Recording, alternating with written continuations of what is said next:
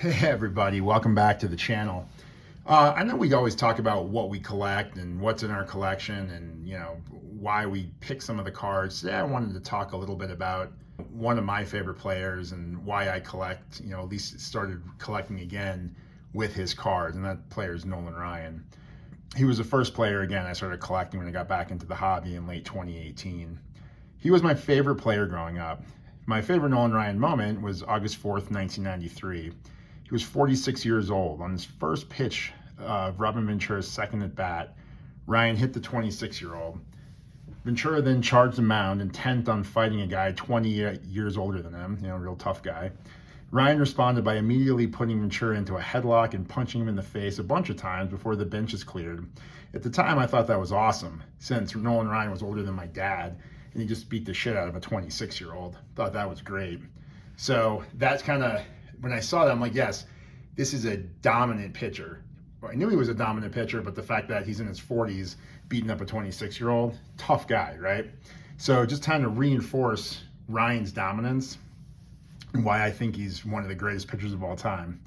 He played 27 seasons in the bigs, right? Number one all time, tied with Cap Anson. So if you think about all the players that have ever played baseball, only Nolan Ryan and Cap Anson had 27 seasons in the bigs.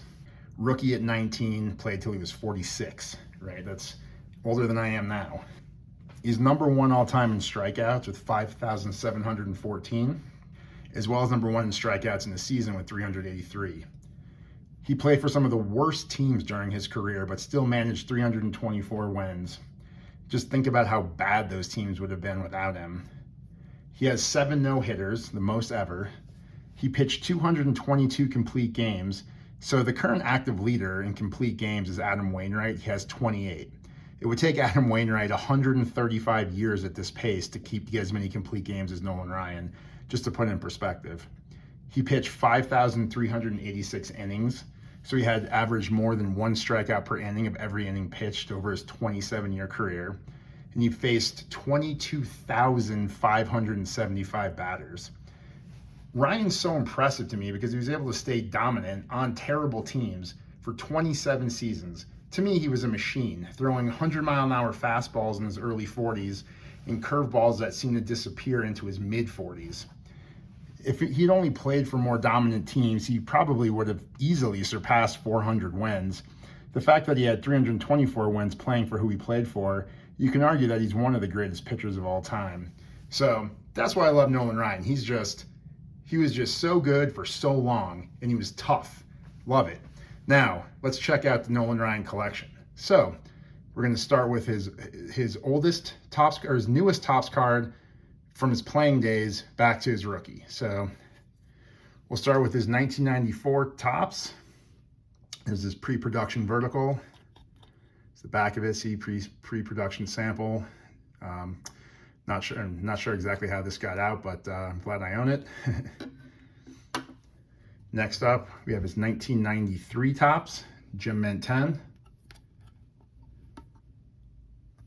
His 1992 Topps in the Gem Mint 10. I mean, look at all that red back there. Look at all the years that he led the league in strikeouts. Led the league in walks a lot too. He has the all-time leader in walks, but he still struck out almost twice as many people as he walked. 1991 Topps, Gem Mint 10. 1990 Topps Tiffany in Gem Mint 10.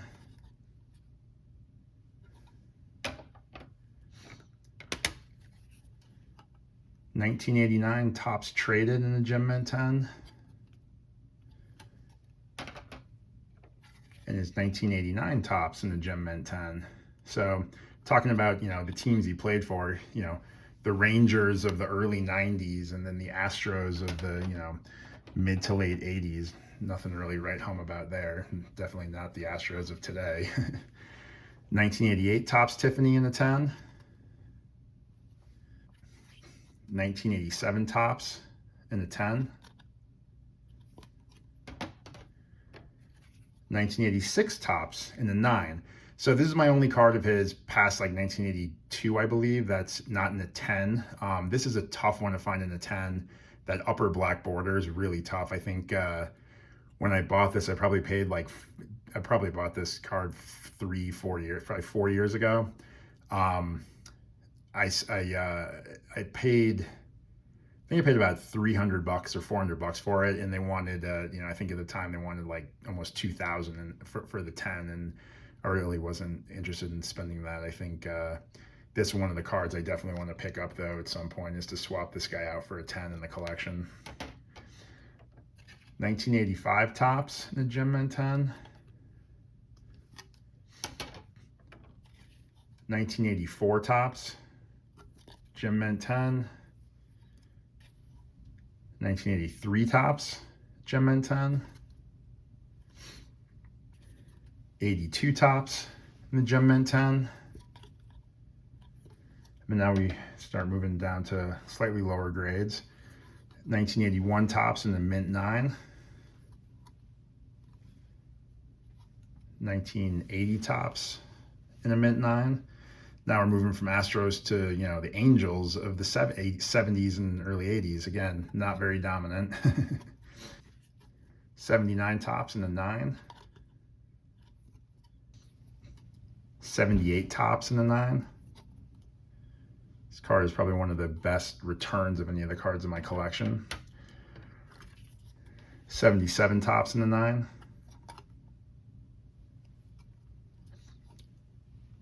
1976 Topps in the 9. Love this card. I love the look of that card. It's a great card.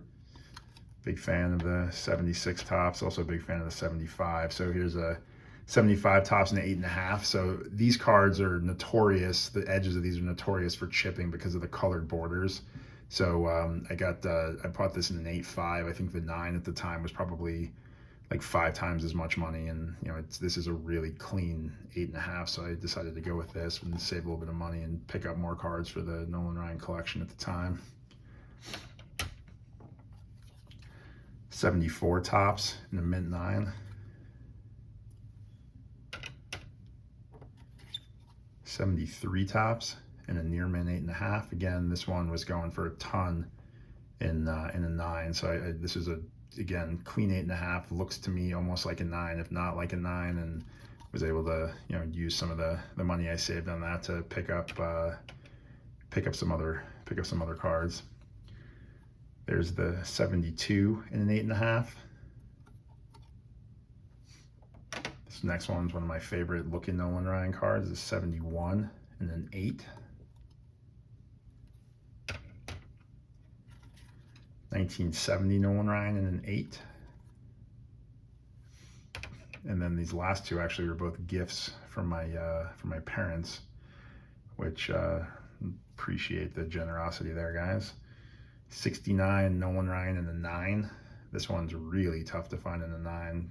This one, the centering's a little off, but this is the 69 Topps. The whole set was notorious for having centering issues. And then his rookie, 68 Topps in a 9, Jerry Koosman, Nolan Ryan. This was my favorite card as a kid growing up. I know I talked about this in my top 100 cards, but every time I look at this card, I'm just so thrilled that I've got this in my collection. I absolutely love this thing. There's the back of it.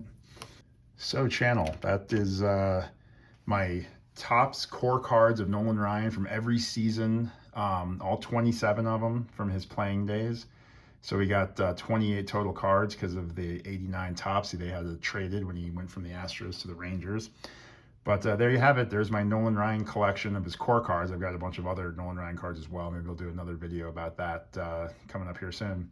All right, well, thanks for watching the channel, and I'll see you guys next time. Later.